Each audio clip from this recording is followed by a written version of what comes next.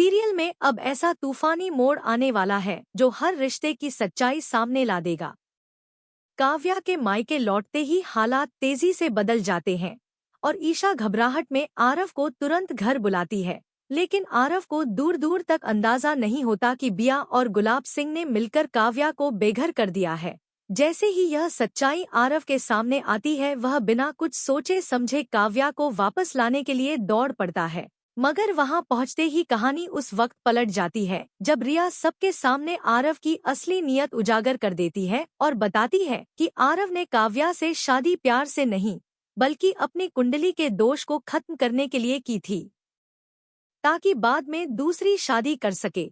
यह सुनकर ईशा को गहरा झटका लगता है, क्योंकि उसे अपने ही भाई पर भरोसा नहीं होता।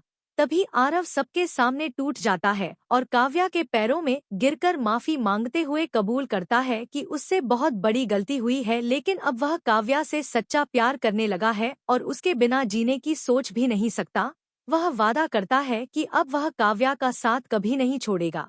लेकिन यह सब देखकर सूरज का खून खौल उठता है और वह गुस्से में आरव की जमकर पिटाई करता है और उसे घसीटते हुए गुलाब हवेली तक ले जाता है।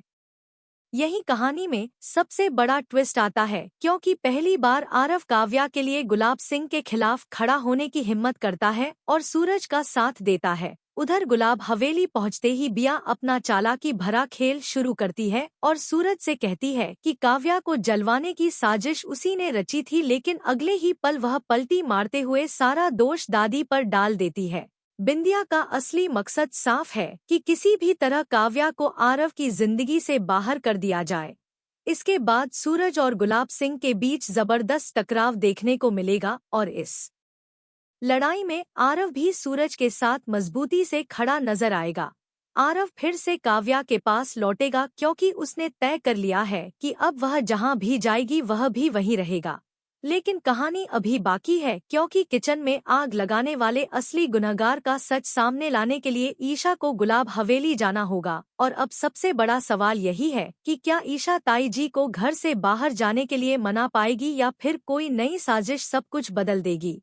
आगे क्या होगा जानने के लिए